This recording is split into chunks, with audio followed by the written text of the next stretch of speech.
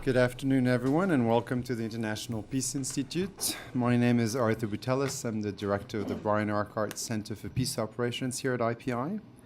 So today we are presenting IPI's latest report on human resources, entitled People Before Process, Humanizing the HR System for UN Peace Operations.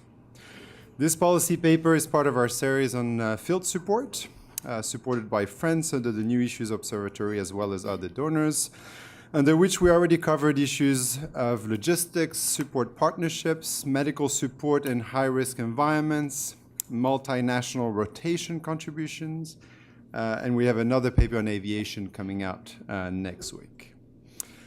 When my colleague Nami, to the far right, who like myself served in a couple UN missions before, took on this research project, I warned her that it would probably make her famous, and this would likely become one of the most popular IPI report of all times, but that she may also never get a job with the UN again.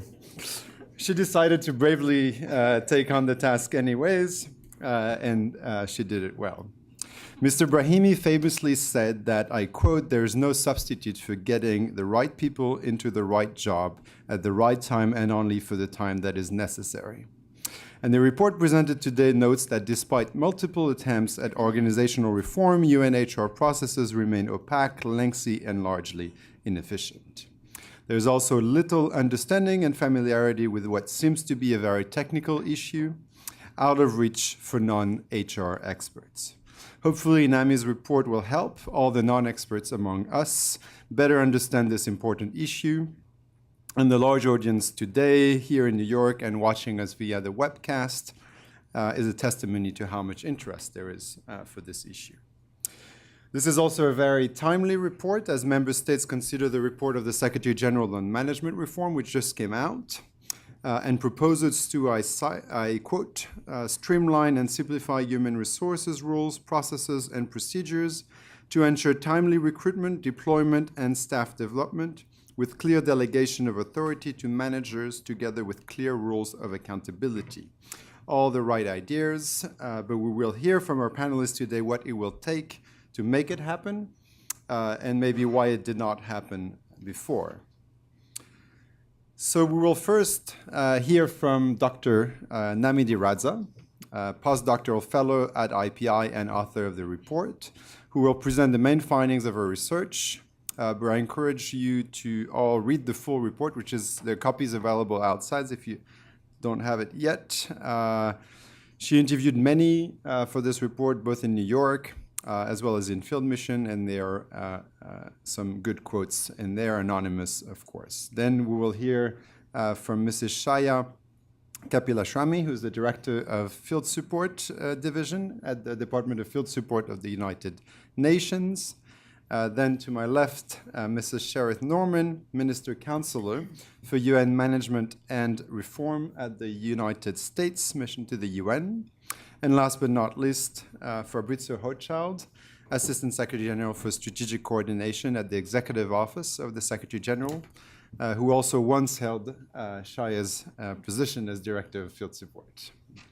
Nami, the floor is yours. Thank you, Arthur. I really appreciate having the opportunity to discuss such a crucial topic today and to present this study. It is truly a fundamental topic. Human resources are the heart, the core of UN capacities to implement its mandates around the world. And for this reason, it's certainly a topic that is extremely sensitive and extremely emotional. It raises a lot of passion, actually, and I could notice that in each of my interviews. HR is about people's career, it's about people's life, it's about people's identity. But also, when you talk about staffing peace operations, you are talking about very unique types of jobs. You are talking about jobs that are about dealing with human suffering in the most difficult conflict zones. It is about a protection advisor that wants to protect civilians and can't hire the right people to help him saving lives. It is about avoiding putting the wrong profiles on the ground because one incompetent staff member could actually jeopardize the peace process or endanger people. So while human resources challenges affect the whole secretariat, they are felt more acutely in the field. And these challenges are numerous. When the SG says that HR is actually one of the topics that elicits the greatest frustration among UN staff, it is true. UN staff keep talking about HR issues among themselves. Aspiring UN workers are desperate about understanding how to pave their way to selection in a system they struggle to understand. And managers are almost always keen to share their irritation about procedures that prevent them from getting the right people and fire the worst people. So what was striking during the research and the writing process of this work is how much HR at the UN is actually overly focused on process, while it should be about people.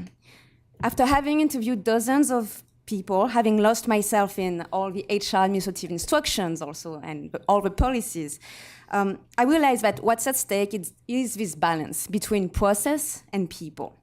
So the methodology had to take this into account. The report aims at understanding the complexity of the UN processes related to HR and evaluate how these processes undermine the human aspect of HR and its efficiency. So the report is fairly detailed, and I will not be able to capture everything today, so I encourage you to read it, of course, but maybe a brief overview. First, I tried to capture the spirit and the state of existing systems, existing rules, procedures, exceptions, restrictions, to understand the blockages responsible for the inefficiency of HR at the UN.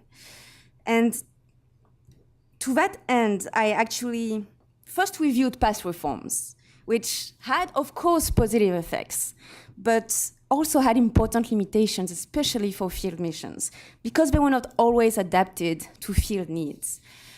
Take, for example, the standardization of contracts and the streamlining of the conditions of service. It was a great reform in the sense that it actually standardized the staff rules for everybody. It gave the same entitlements and benefits to all UN staff, HQ and field.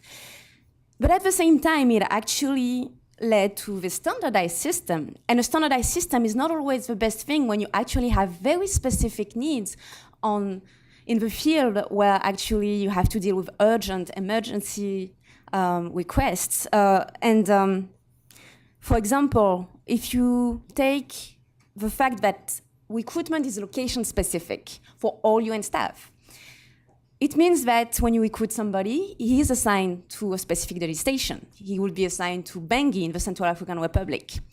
You can't actually move this staff member to Bambari in the same country because actually you would have a crisis erupting in Bambari and violence, and the hotspots are actually extremely dynamic in this country. So you might want to move your human rights officers or your political affairs officer from Bangui to Bambari for several months, maybe change the daily stations. You can't really do that unless you go through a very complex, costly, cumbersome process. So reforms had these issues. They were not always adapted to the field. Same thing for reforms that try to rationalize HR tools. I'm thinking about Umoja. Umoja is actually a very interesting tool in the sense that it can help centralizing all transactions and processes and help fighting against corruption, for example. But it's also extremely heavy. And for field people, Umoja is actually a nightmare because they have to spend 1 day a week on this system, manually entering, or they have to enter in the system. And Umoja is not always adapted to limited internet connections on the ground and in the Congo, in the Central African Republic. So it raises a lot of issues. Same thing for the last mobility reform that was quite controversial. It was meant to share the burden of field work, and there were a lot of expectations, but it was actually a very disappointing reform for people in the field because mobility was actually defined as either a geographic move or functional move. It means that, yes, mandatory mobility is mandatory, but you would comply to mandatory mobility if you move from an office in New York to another office in New York, if you move from a compound in Juba to the other compound of Juba. And it looked like it defeated the purpose of mobility, and it was extremely frustrating for HR staff. So I reviewed these reforms. I also reviewed the recruitment procedures and techniques. The standardized recruitment techniques, for example, the written assessments, the competency-based interviews. We can, I'm sure, talk about that later, maybe in a more detailed way. But also recruitment procedures themselves are extremely complex. They involve a plurality of steps, a plurality of actors at the HQ and in the field. And we tried actually to capture all the steps in the report, so we developed some graphs to show the complexity. It's extremely complicated. The hiring manager manual is almost 250 pages. It takes 189 days to recruit somebody in the field for a fixed-term contract on average. And not only it's complicated, but also there was little understanding of these procedures and these rules. And when people know these procedures and these rules, interpretation differs too. So it was very striking during my interviews that I actually talked to several people, and everybody has actually different interpretation of procedures, rules, exceptions, restrictions. So these layers of complexity are reviewed in the report. Of course, there were efforts that were made. The new staffing system, for example, was supposed to reduce timelines and improve the transparency of the process, which it did, but it didn't simplify our processes. And it also further centralized recruitment decisions. And in this, for this, it was actually extremely disappointing for the field too, because hiring managers in the field don't have a final word on who will be selected to join that team. It's actually the Job Network Board based in New York who does the final recommendation. So there were limitations. Administrative rules and procedures, exceptions and restrictions were quite difficult to accept by the field. Rules like the obligation to advertise all positions for the sake of competitiveness, for example, it's extremely important, but at the same time, it leads to situations where you can't actually promote your staff. If you have somebody on a temporary contract and you want to extend his contract and give him a fixed-term contract, you have to advertise his position. You can't actually decide to give him the job. In the end, you will probably give him the job, which means that you will have all these applicants who will apply to this position, and that will have to ask themselves, is there somebody sitting on the job already? It's extremely frustrating for both managers and candidates. So in the report, I actually review all this, and I try to make 4 recommendations, 4 directions to explore to make the HR system more fit for the purpose of field missions. The first direction is to get the right people. Getting the right people is the first priority. It entails recruiting the right capabilities. So you should focus, for example, on quality over quantity, quality of profiles. You should attract specialists and not only generalists. So recruiting the right capabilities, but also retaining good staff. Retention is a big issue for field missions because field missions are actually often in very difficult hardship-dirty stations. To retain good staff, you need to improve working conditions in terms of safety, in terms of healthcare. You have to give your staff a minimum standards of healthcare and safety, and you have to demonstrate that you care for your own people. Professional development and promotion, of course, will help to retain the good staff. And once you actually retain the good staff, you should also let go underperforming staff. And in this regard, the reform of the accountability system and the performance management system is important. So that's the first direction. The second direction is to reduce bureaucracy, to make procedures more flexible, to simplify all procedures and all rules for the field. So maybe it can be adapting more administrative measures that allow you to expedite processes. It can be inventing new types of contracts. It can be just using the existing rules with more flexibility. And reducing bureaucracy also entails decentralizing recruitment to field missions. And you need actually to close the gap between authority and responsibility. Hiring managers on the ground need to be more empowered and be able to decide who will actually, in the end, join their team. Once you reduce bureaucracy, the next step is actually to empower human resources staff in the field. As much as you empower hiring managers, human resources teams that work in field operations need to be empowered in a very specific way. They need to become strategic. That would end actually the culture of hostility that currently exists between HR staff and hiring managers. Because right now, HR staff on the ground are very often seen as the enemy more than as the partner.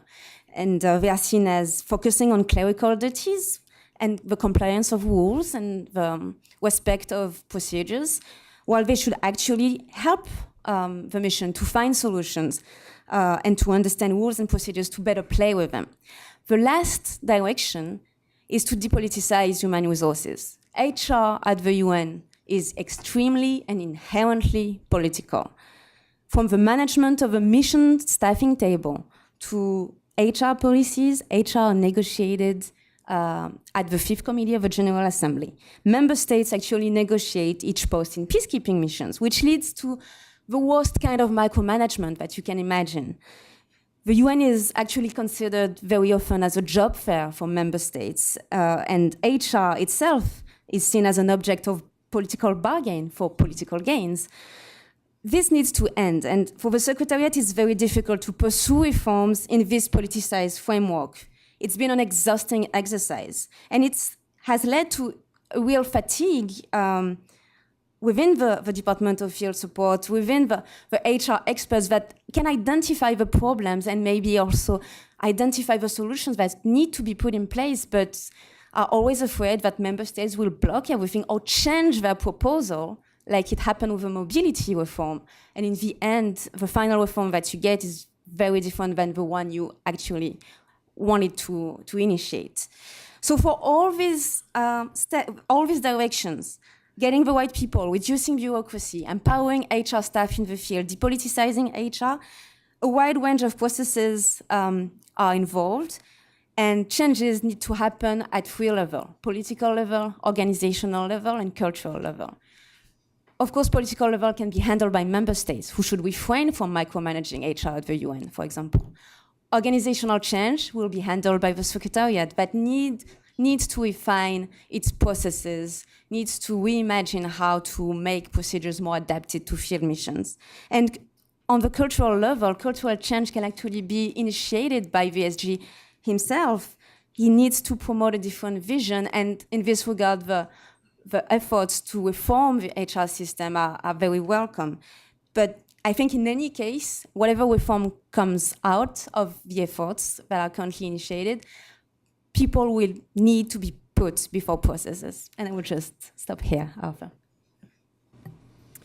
Great, thank you very much, Nami. It's difficult to summarize in 10 minutes a 45 plus pages report, but there's you did well in highlighting just the past reforms. Just trying to understand past reform is already quite overwhelming, as you'll see in the report. But you also highlighted so some clear recommendations for the way forward on getting the right people, reducing the bureaucracy, empowering HR managers in the field, indeed more field focus, and depoliticizing with some more directed towards the bureaucracy, the UN Secretariat, and others more directed to member states. Now I turn to Shaya. It sounds like you have one of the most difficult jobs at the UN. The floor is yours.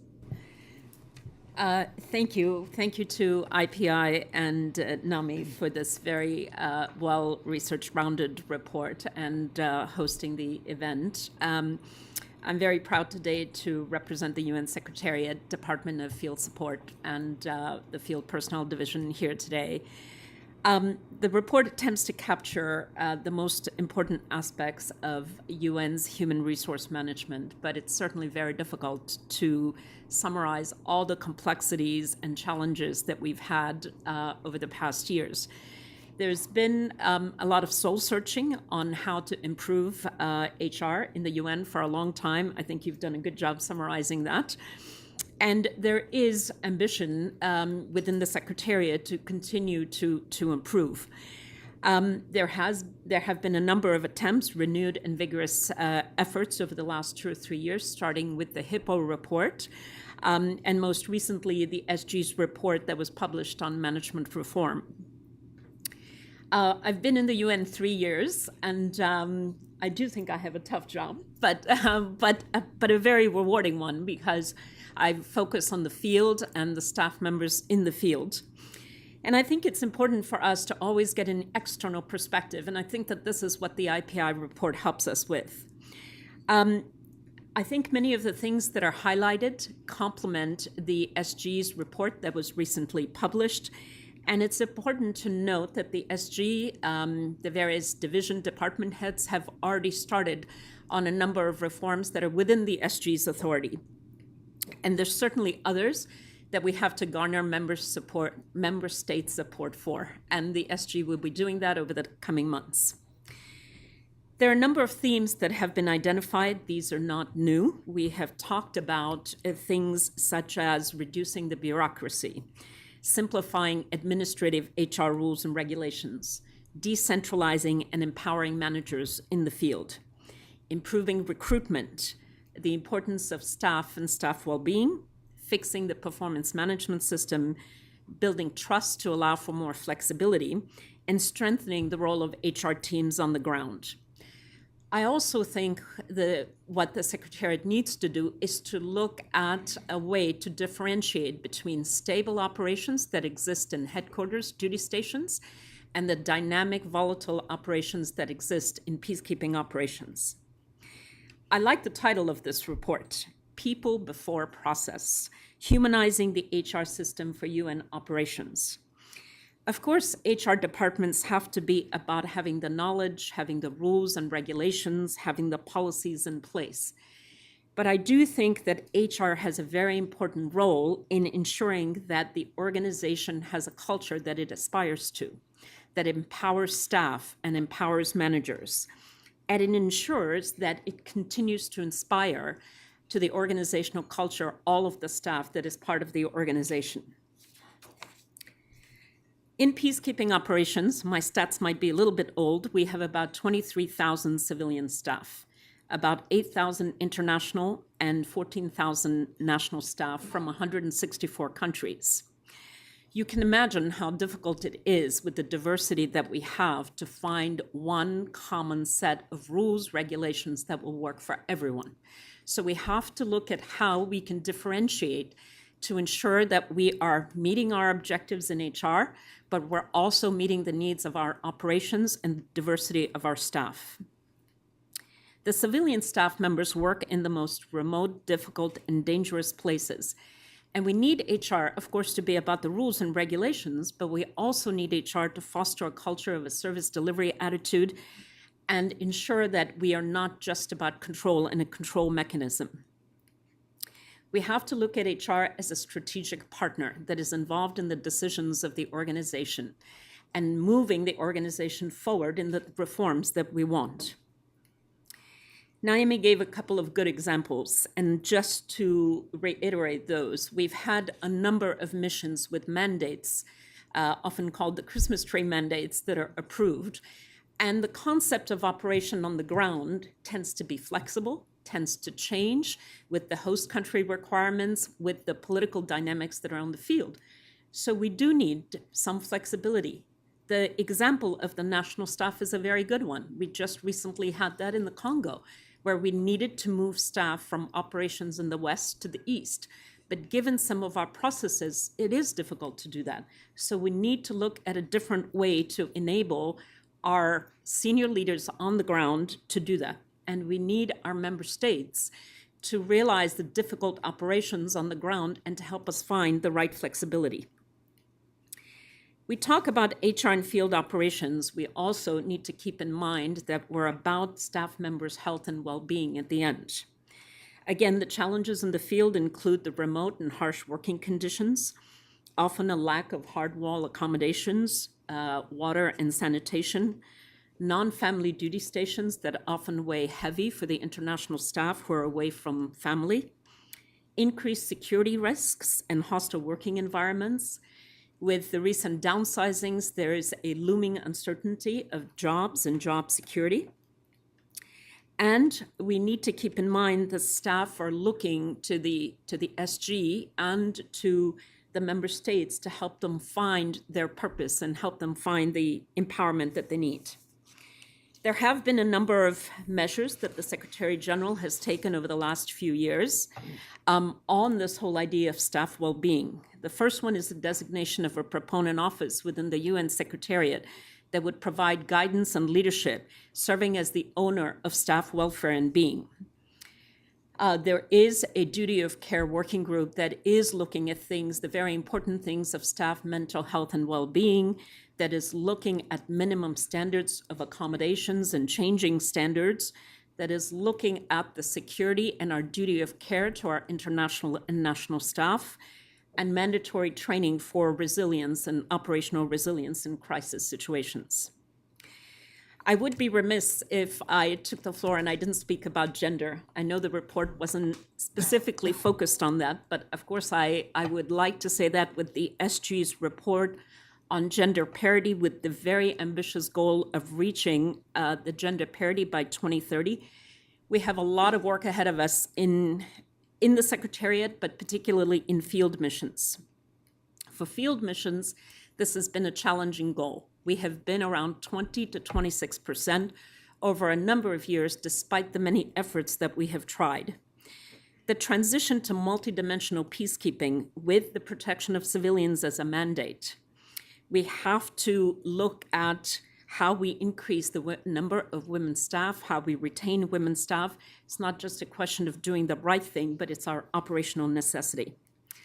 I know that I'm running out of time, so perhaps I will end with saying that HR needs to be about balancing a number of things. The reforms that we want to put on the table, garnering the member states' support, working with our staff and staff unions to make sure that we take their concerns into consideration, and ensuring that we find the right balance between stable operations and dynamic operations.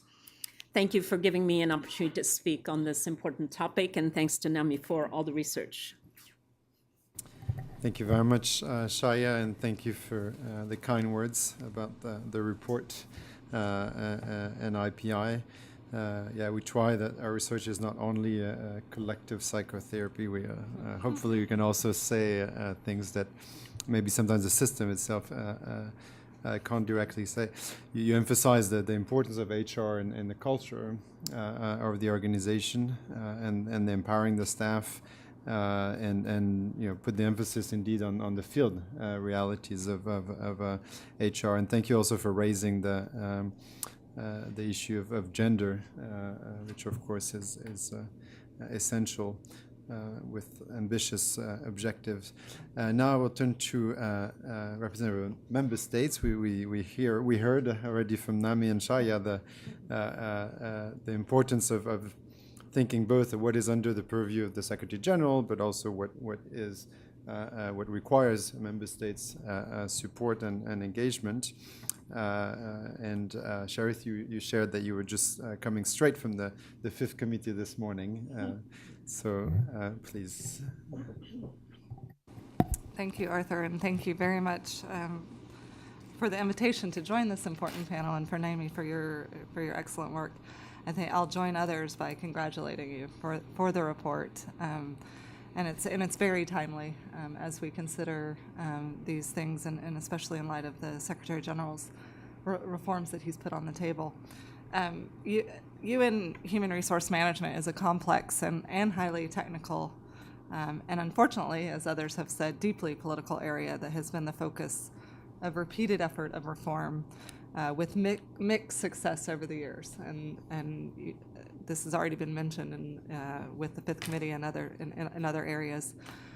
The report clearly and concisely frames the human resource system's weaknesses, particularly those related to peace operations and operate in the field, and the challenges of reform, both those internal to the UN and those within the purview of member states And we welcome the analysis of the underlying reasons why meaningful reform has been so elusive, and it also provides a useful point of reference in ongoing discussions about how to make the HR system fit for purpose for the UN Secretariat as a whole and field operations in particular. I think I could say for all member states, we want a UN that is well-functioning and effective, and so this is very, very useful.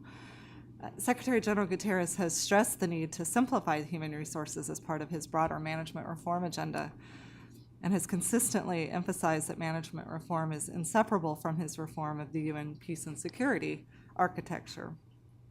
I would go even further by stating that HR and management reform is the linchpin of the other broader reform measures, including the area of development reform that's underway.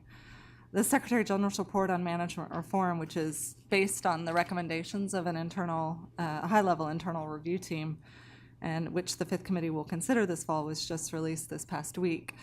And while we, the United States, are still very much digesting the recommendations, the report makes clear the SG's intention to redress many of the longstanding issues, which we welcome, discussed by the IPI report, and including defining a common vision for human resources, streamlining policies and procedures, decentralizing authority, improving performance management and training, and strengthening accountability, as well as temporarily pausing mobility in order to assess and improve its implementation. And Naomi, I knew you were talking about that in terms of some of the weaknesses that you found in your report.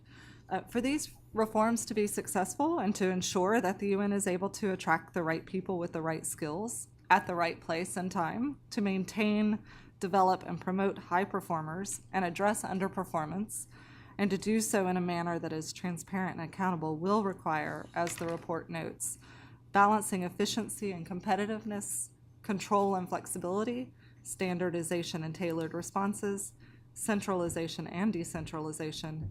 And getting the balance right is not impossible, but it will also not be easy. And I think this probably sums up why we've had the challenges we've had, at least within the member state context. Ambassador Haley has championed Secretary General Guterres' efforts to make the UN more effective, more efficient, and fit for purpose, and the United States has long supported human resource management reform. In our view, many of the Secretary General's proposed reforms, like simplifying policies and procedures, improving performance management, and revising delegation of authority to shift more decision-making to field operations, are within his existing authority. And we have consistently encouraged the Secretary General as the Chief Administrative Officer to move forward in these areas. There are other areas where member state approval is required, for example, revising the roster system, mobility, and moving away from post-based budgeting. And the Secretary General has indicated that he will submit a detailed package of human resource reforms next year to the Fifth Committee. I think navigating the ACABQ and the Fifth Committee and succeeding where previous Secretary Generals have failed will require close consultation with member states over the coming months, with a clear articulation of vision and detailed justifications for the proposals. It's also worth noting that these HR reforms will take place in the context of broader reform proposals that are out there now, including the reorganization of the Departments of Management and Field Support that, together with increased delegation of authority, have the potential to fundamentally change the way the UN provides administrative services to field missions and the Secretariat as a whole. And this is a huge opportunity, and one that we hope is not missed.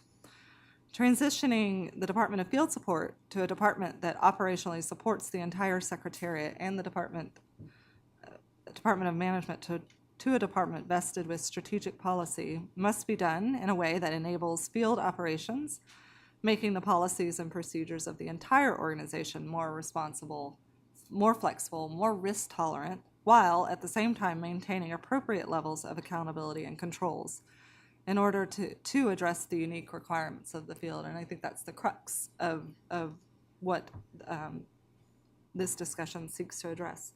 Also, as the report rightly points out, a true human resource management reform that could and should serve as a North Star for field operations as well as headquarters cannot be achieved without first depoliticizing the process. These changes will require a tectonic cultural shift within the UN, strong leadership and change management, and in many ways, the success of these efforts will not only determine the extent to which broader reforms, including of the UN development system and peace and security architecture, can deliver meaningful change on the ground where it matters most, but also the UN relevancy in the future. If we are unable to work together to change the UN for the better, this giant bureaucracy will become even bigger, where its operations will be ineffective and decisions counterproductive. In order for the UN to serve the international community in the future as it was meant to at its creation, we must take action now and help redirect its focus and resources. Thank you. Thank you very much, Sherith, and thank you for highlighting how HR and management could be the linchpin for broader peace and security development reforms, but also how HR reforms need to take place within the broader context of those larger reforms and reorganizing, restructuring of the UN Secretariat. You also emphasized throughout your presentation that the key is at getting the right balance between the delegation of authority, which indeed the management reform calls for, but also the right, while keeping the appropriate level of controls and accountability. So on this, I give the floor to Fabrizio. Thank you very much. Well, after so many eloquent interventions, I don't know how much new I have to say. Perhaps I could take a step back. I would argue that nothing, at least nothing over which we have some degree of control, is more important to mandate delivery, to delivery of the goals of the UN, than the staff we choose, the timeliness of their deployment, and their motivation as a result of conditions of service and leadership. So if you think about it, it's actually astonishing that so little reflection, serious external study has been spent on this subject. If one compares it to, the more other aspects of our work, on the peace and security side, on the development side, on the humanitarian side, that is subject of endless external reviews, university studies, this has garnered very little support. Of course, it is one, and the point was made, that is the subject of endless opinions. And I was always struck. I moved from being in charge of field operations in OHCHR, in the High Commission for Human Rights, to being in charge of field personnel. When I went to the field and did town halls when I was in charge of field operations of human rights, I was lucky if the human rights people showed up, let alone anybody else. When I spoke on HR issues, I could have sold tickets at a very high price, and the rooms were packed, which shows the level, a very understandable level of interest there is. So there's a lot of interest, a lot of opinions, and a lot of micromanagement, which has been alluded to, but very little external study. And it needs external study because it's complicated. I don't think people are often conscious when we go through a procurement procedure. The procurement procedures for purchasing a few Toyotas are in some ways more stringent, more stringent than we do for personnel. But personnel is a multi-year, multi-million-dollar investment for the organization.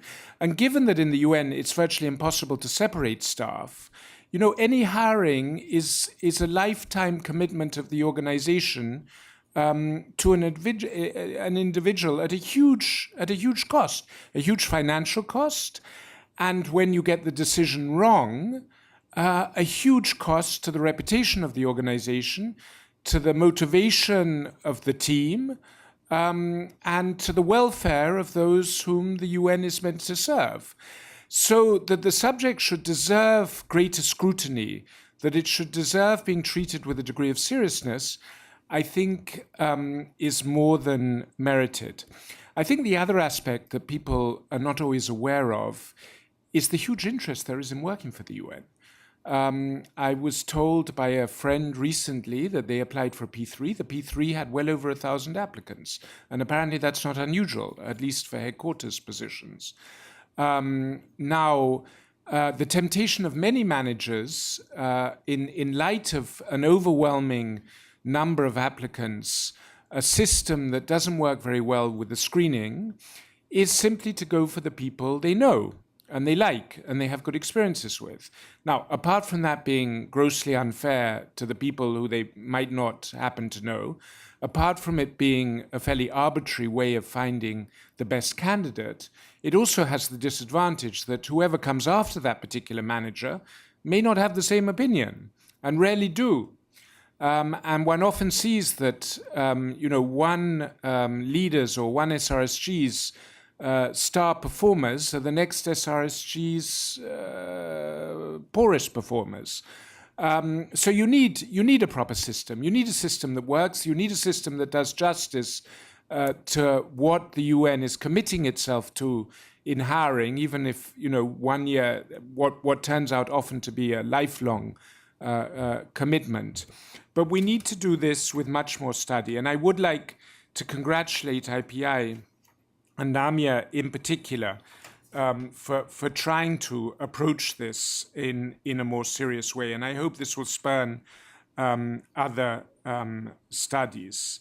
I think, as many of the colleagues on the podium have pointed out, the study is very good at mapping the challenges. I was particularly, just to highlight one, I was very involved in trying to promote mobility.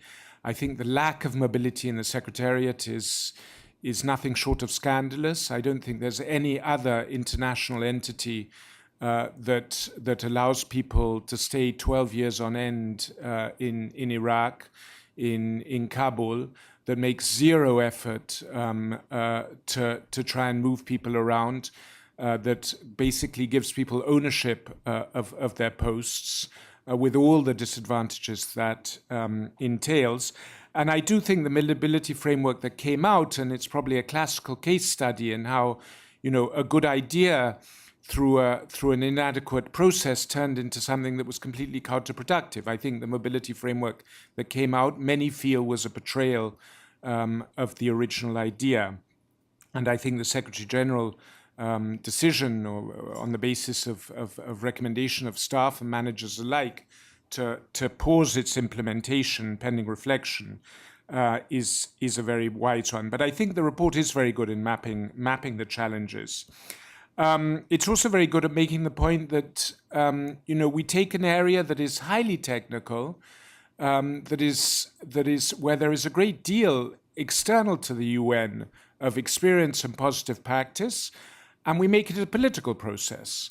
I mean, it's a bit like building the next jumbo with very skilled diplomats based on political criteria about where the seats and the engine should be. It's very unlikely that plane would ever take off. And that's a little bit the personnel system we have. I'd like to say, though, because I think they get a bad rap, it's a poor system with extraordinary staff. I mean, the HR offices, I had the privilege of working 3 years in FPD, and some of the colleagues I encountered there were among the most motivated, the most committed, the most hardworking, and the most inventive that I've encountered in a 30-year career in the UN. And, they make this non-functional jumbo fly, and I think they deserve much more admiration and support than they often get. Many are in the room, by the way.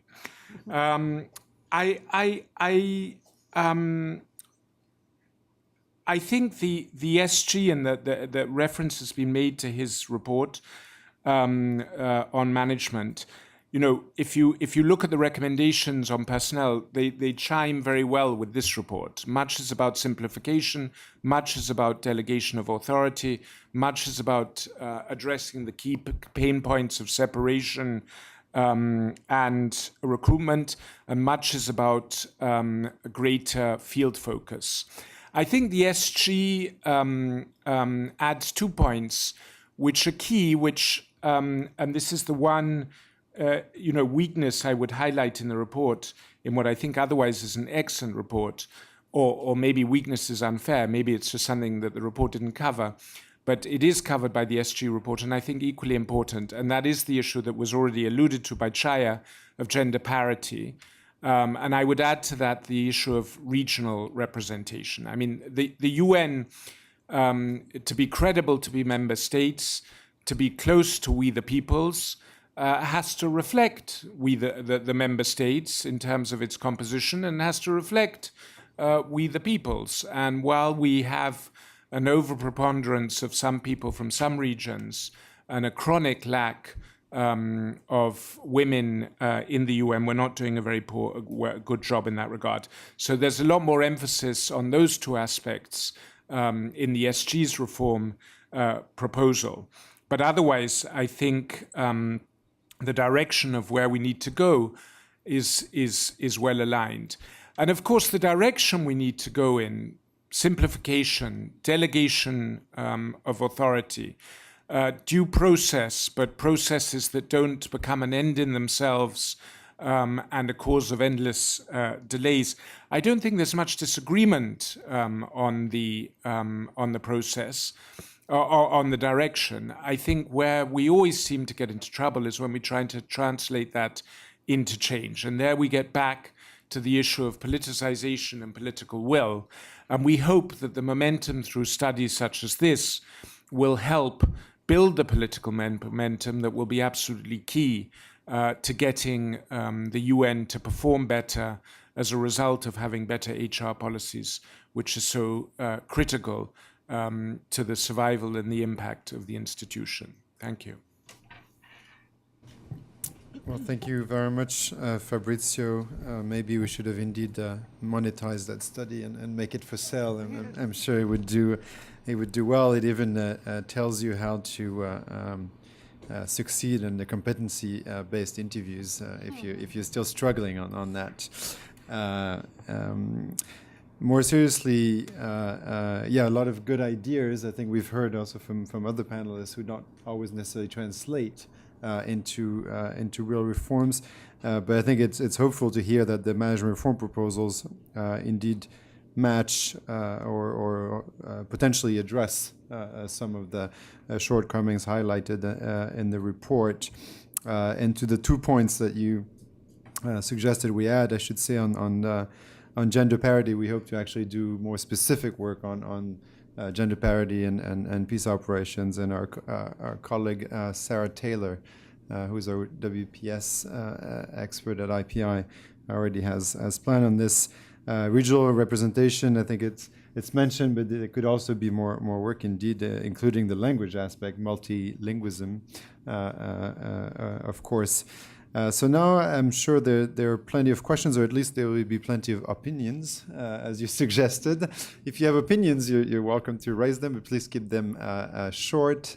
Please introduce yourself, and also please ask questions. So we'll take a few at a time, and then we'll come back to the panel. I see a lot of hands already up front, right here. So the lady in second row, if you can introduce yourself briefly. Thank you so much, and we commend your work, Dr. Ressa. I'm the political coordinator for the mission of Chile, and I think that you were the only one that pointed out on the depoliticizing the recruitment. And you very well pointed out in the very important table that you have put into at the end of your report. There's an issue that has been going on sometimes in the discussions under revitalization of the GA, etc., when we worked on the selection of the Secretary General, is the fact that the crossover, people that cross from permanent missions to the UN, and we would like to hear a little bit more about it, because that is part of the criticism that we hear. I've been here around 10 years, and generally I meet some of my colleagues that have done the crossover but in detriment of some people that are in the system already that have not been able to do this, scale up, as Mr. Hochschild has said. There's kind of stagnation. So could you deliver a little bit more about it and let us know if there are any statistics regarding staff, where they come from the missions, and do the crossover immediately after being posted in New York? Thank you. Hi, I'm Wasim Mir. I'm representing the UN Foundation. So I've just come back to New York after 5 years away, and it's great to see we're still discussing the same subjects. It's even better to see that we're still some of the same people, with Fabrizio and Sheritha here discussing it. It's not that surprising that we're discussing HR. I've worked in a number of organizations, and the one thing that people complain about most in every single organization is human resource policy. However good a job you do, and I'm sure the people from HRM and the Secretariat here are doing a fantastic and committed job, people will complain about HR. For me, ultimately, HR often comes down to getting a balance, as a number of people have said. It's the balance between giving managers flexibility to pretty much do what they want, to get the people they want quickly, to get the job done, deliver mandates, and control from the center, because the center system-wide wants to impose certain really important things. It wants to impose due process, it wants to impose fairness, it wants to impose diversity of gender, of nationalities. It wants to do some workforce planning.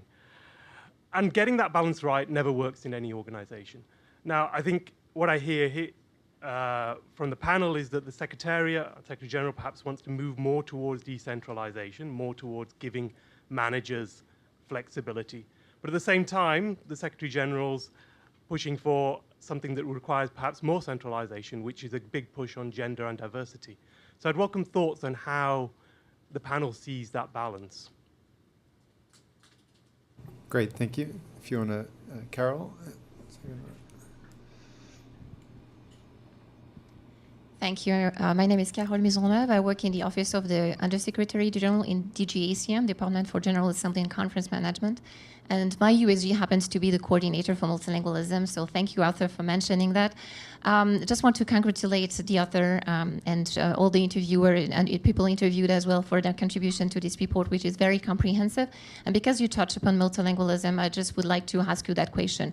What role do you see for multilingualism, for increased multilingualism in the field to achieve the mandates? We, in the Office of the Coordinator, see a direct linkage between increased multilingualism and achieving the mandates and really serving the people we are meant to serve as the United Nations, but also in smoothing the processes, because we do think that when you have 1,000 applicants for a P3 position, having very strict language requirements and also processes to assess strictly those language skills would really smoothen the whole process and shorten the duration that is needed to recruit staff in the field as of now. Thank you. Great, thank you. So if I don't see any more hands, I'm going to turn back now to the panelists, who will be able to pick and choose which of the questions. I think all noted the questions they want to answer. Nami. Thank you for all your interesting questions. I will start with, or maybe the multilingualism. Yes, absolutely. I think field missions need actually very tailored profiles, including Francophone workers in French-speaking countries and Spanish-speaking staff members in Colombia. So this is very important. And we always think that it's important for substantive work, but it's not. It's also for substantive and support personnel. So this is very important to take into account. And the report actually doesn't address multilingualism specifically, but by actually recommending that we should focus more on the quality of profiles and how they should be tailored to the field missions and their needs. It would actually address this also. We really think that I interviewed a lot of people, and this question actually entails many other questions, which are very often we don't have the competent people just to manage the tasks they're supposed to manage on the ground. And so it would go both ways. First, in the recruitment of people, you need to have more tailored ways of attracting this type of profiles with different language skills and assessing them. Attracting them would be, for example, why isn't that, like, it started recently, but it should be further developed. Rosters are actually composed of generalist profiles. Very recently, they created Arab-speaking rosters for Arab speakers. Arabic speakers, sorry. I think this should be further developed. Those are good initiatives so that we would have pools that are more actually tailored to the job. So not only rosters, but maybe inside the rosters having talent benches that would have those specific skills. Of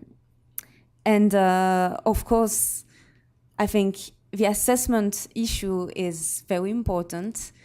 The thing is, the written assessment as they are organized right now are very repetitive and not always adapted to actually attract people and establish confidence in the assessment system. So we should actually revise, I think, written assessments and the way they are actually organized, register the results of these assessments so that people don't have to take tests repetitively for each position they apply to, because it's very discouraging and disheartening for candidates too. On the other questions, yes, the balance between control and flexibility. This is an eternal debate between centralization and decentralization, and control to fight against corruption, and flexibility to be able to respond to dynamic needs. It's a never-ending back and forth. Even for a secretariat, there were actually in the past initiatives towards centralization and then initiatives towards decentralization, and adjustments are actually always needed. It's just that the secretariat is this machine where it's very hard when you engage in a direction to actually come back and change. So you can't really count on adjustments every 3 months on centralization and decentralization. But I really think that there are actually specific things that have to be decentralized and that are not so controversial in the sense that we should actually hesitate between centralizing them or decentralizing them. Like recruiting people should in the end be decided by the recruiter, the hiring manager. The hiring manager in the field should have the last word on who will actually join his team. And the fact that now we're not even talking about hiring managers, and we moved and we changed the language, and now we're talking about program managers because we don't want to send the message that these people are actually able to hire, is, for me, not the best way actually to empower your people and show them that you actually trust them. And also, I think that corruption and good choices can happen both at the HQ and in the field. Corruption can also, and nepotism can also happen at the HQ and in the field. Putting the control either in New York or in the field is actually a question that doesn't take into account that the field is not more, it's not supposed to be a place where you have more nepotism than the HQ. You could have people who know very well people in New York and can get their way through that. So it's also trusting your field missions. You trust them with substantive questions like dealing with peace processes and managing very important tasks in difficult countries. You should also trust them for HR issues. Great. Thanks. Maybe just to say a few additional words, I'll start with the multilingualism. We have tried to focus on this, maybe not so successfully, with running campaigns and talent pool exercises for Francophones, Arabic-speaking, Spanish-speaking, but we're always in a lag, right? So in the mission in Colombia, we did look internally. We needed some very specific skills with people who spoke Spanish, but frankly, our rosters didn't have that because we hadn't had a mission for a long time. So it does seem that we're in a lag mode in many instances. I think the other thing is we talk about recruitment, but we also, with our administration of justice system, also have a placement issue. In field operations, where we have, over the last 3 years, downsized, I would say, about 3,000 to 3,500 posts, with some of the precedents we have from the administration of justice system, we balance the placement and recruitment. So there is some discussion of how do you get new talent into these roles with the skills and the languages that we need.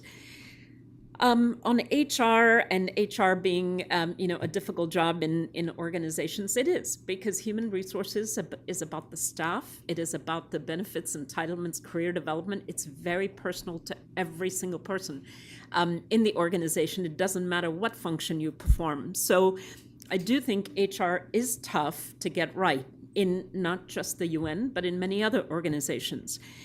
I come from the private sector, so for me, the question of centralization and decentralization is simple. We ask our heads of missions and people on the ground to make decisions on elections of a country, on human rights, on progressing rights of women and children.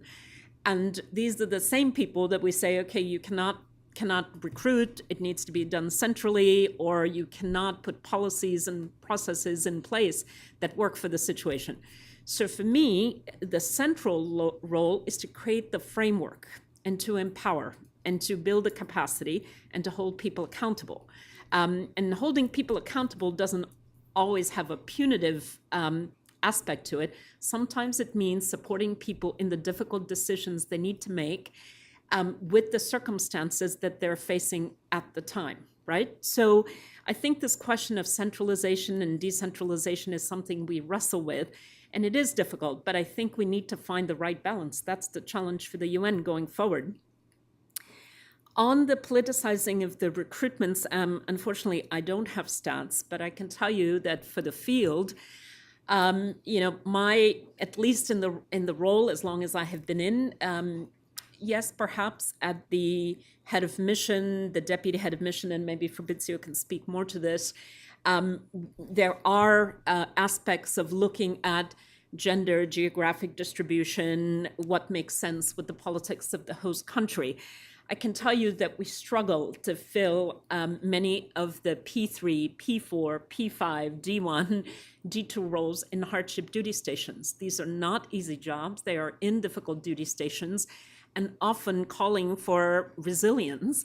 And so in these cases, we have struggled with the recruitment and filling of the posts.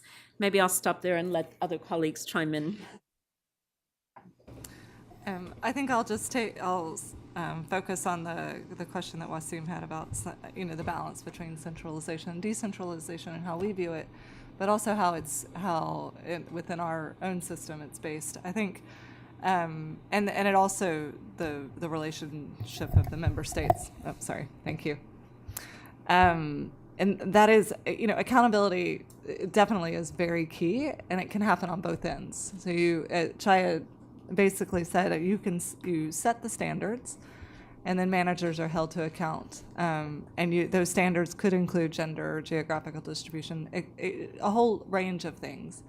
But that shouldn't prevent or shouldn't stop the process or prevent the initial the decisions by the hiring manager. I think you can set the standards, you can hold them accountable. Yes, decisions will be made. I think the actions are taken after that, if they didn't meet the standards or whatnot, will have to be considered by senior management. But it doesn't, in our mind, that shouldn't prevent you from stopping the decisions or putting controls at the initial stage and taking back power all the way into centrally. And I think this is the same that goes. It is striking the balance, and perfection is I don't think will ever be achieved. I think this is the same thing that we as member states do. We see a concern, we see a challenge, or we see a potential pitfall that might happen if a certain rule was allowed, and we say you can't do it. And so it is trying to find that balance of saying, okay, I'm going to give you the leeway. We're gonna set the standards. Whereas in the General Assembly's point of view, okay, we're gonna give you the broad framework that we think should govern a human resource management framework, and we're going to give you that leeway to make those decisions. And if for some reason we find it's woefully lacking or not working, then we make adjustments as need be. But I think in terms of making the field more effective, and especially within this area, you have to give that authority more directly.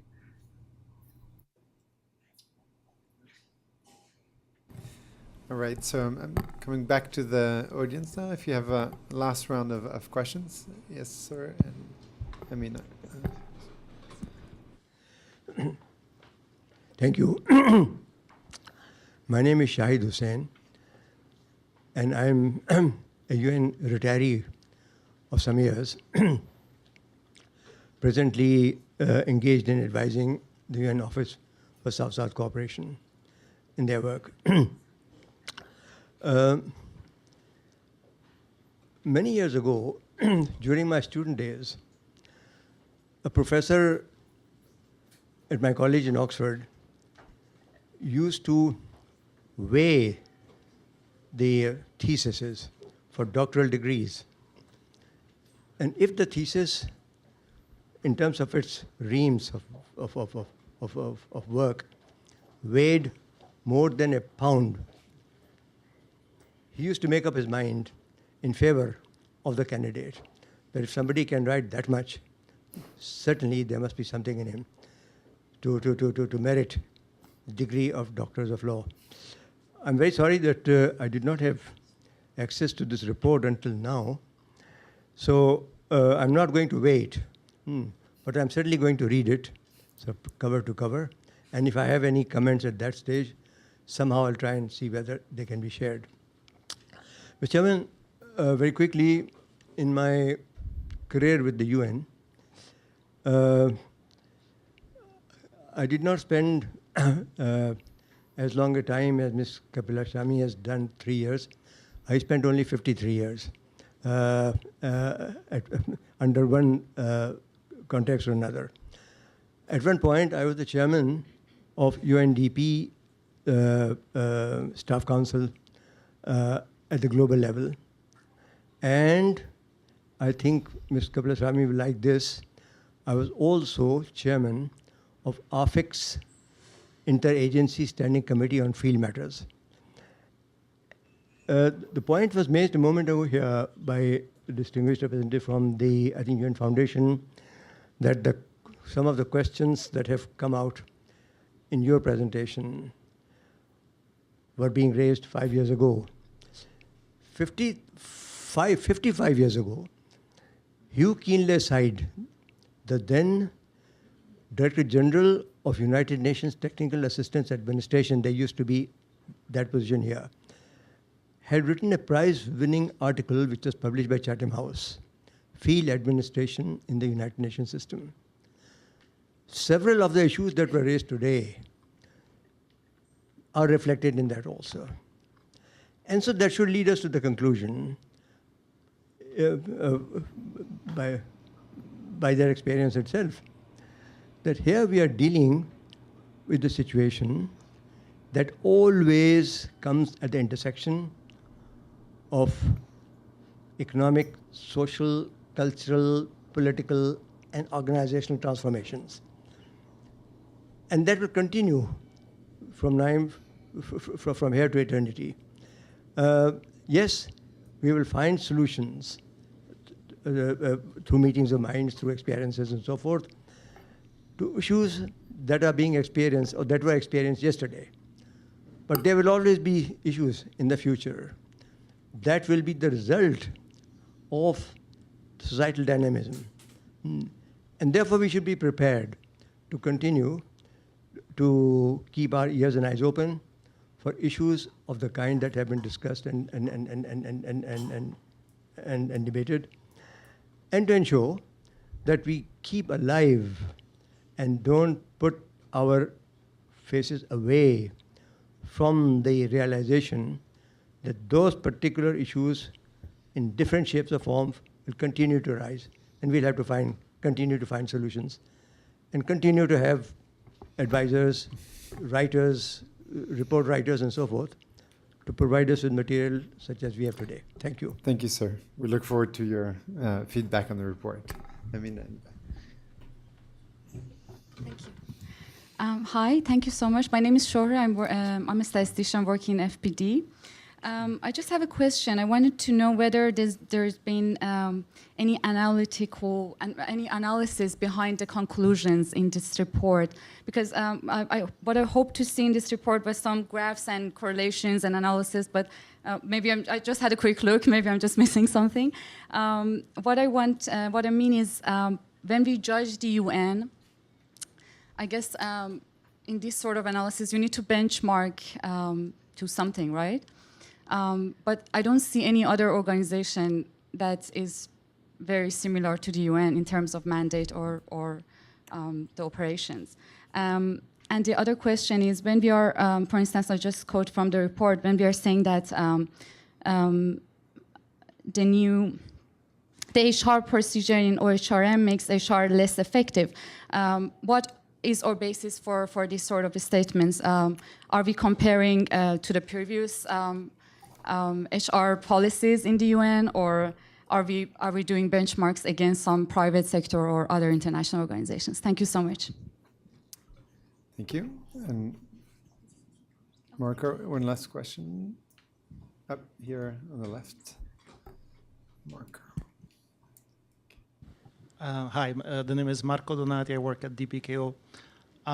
My question is about volume, in the sense that considering that all positions in peace operations are up for recruitment processes, is there any calculation of the amount of time that staff, hiring managers, and their team need to spend on recruiting each position compared to a system where you will have a normal career system and people get promoted when they're internal, and you're only trying to fill vacancies through external recruitment for a smaller number? So I feel that that's an issue that would suggest what is also one of the best approaches to solutions. Great, thank you. So I don't see any other presents, and now I'm turning to the panel for either answering the questions and also just final closing comments. Sure. Yes, so for the question of volumes, I imagine that you will have more insight on this, on how you proceed and the limits you give staff to actually decide for the recruitment process of one individual position. What I understand is that the new staffing system was established to actually reduce the time frames and to allow for a more efficient screening system. I think it had positive effects, honestly. I think that for the last rounds of PoleNet positions, people actually applied and they got an answer within the 6 months after their application, which is quite rare for UN positions, because a lot of past applications could actually take 2 years to have a response. I think the screening system was improved. I think the systematic testing system is actually a good initiative too. It's just, it allows actually to reduce the pool in a very effective way, and to end up with less applications to be reviewed by HR recruiters and personnel, and to be quicker, I think. The thing is, I think these testing methodologies need to be revised, and also all the system can be improved in the sense that it can be actually rationalized, it can be registered. For example, people could actually validate competencies or specific skills, and without having to pass tests again and again for all positions they apply to. That would actually help reducing the timeframes even better, and prevent disheartening candidates that are spending their life actually applying to positions. On the general reports and conclusion, I interviewed a lot of different people at the HQ and in field missions. I interviewed people from OHRM, people from the FPD, staff unions, member states representatives, hiring managers here in New York, and also in different peacekeeping operations. So all the research is actually based on solid desk review of administrative instructions, circulars, all policies, all manuals of HR, and also more than 60 interviews in different places. I also talk to candidates, and I talk to managers and hiring people. So the research is actually an 8-month research on all these processes. I tried to actually include people from the Secretariat and also outsiders. So the conclusion I make in this report are based on considering the plurality of voices from this research. And the reviewing process was also extremely dense, and I actually asked for feedback from the different departments and different units within the Secretariat. So I'm building on this when I make these statements. And I hope that you will find it well-researched and useful, but I really tried to have this inclusive methodology to have these recommendations, and I think that the fact that actually the SG report relays the same messages is a very good sign. Maybe just a couple of concluding remarks. Thanks for pointing out that problems happen or issues come up in many different ways, and that if we look back through the history of the UN, some of the things we struggle with are not new, maybe just in different formats, and we have found solutions, but we have other things that come up. So I think it's a good sort of lesson in history and evolution. Just on the stats on promotions versus, or I guess the time spent, I don't have them off the top of my head, but I can certainly give them to you if you're interested, because we know the number of vacancies, we know how long it takes to recruit, we know how long it takes to recruit from roster, we know where our difficulties are in terms of speedy recruitment. So I do think we can calculate that. I would just say on the promotions, so organizations use different things. It's not always automatic promotions. I've worked for organizations where I was the internal candidate, and perhaps an opening was only open to internal candidates, but I did have to apply. I had to go for an interview. As a matter of fact, my last job in the last organization that I'd worked for 15 years, I had 5 interviews and an exam. So I think we just need to balance this idea that organizations have promotions. They do, but there's a balance on automatic promotions based on the number of years and accomplishments, and also applications for jobs. So I think it's important to look at that. Maybe with that, I'll let others comment. No, I would just say in conclusion that I think we're heartened to see that there's a real commitment to take a crack at improving this area, a renewed focus by all, including the United Nations, member states, outside entities, and a real hope that we can make some real progress in this area and really improve the system as it exists today. Thank you. Okay. Just to congratulate again Namia and IPI, and keep up the great work. Thank you. Thank you very much, and thank you all for sticking around. I think this is an ongoing discussion, and we hope the report will continue fitting in those discussions. And thank you all for also suggesting additional areas of research for all of us. Join me in thanking our panelists.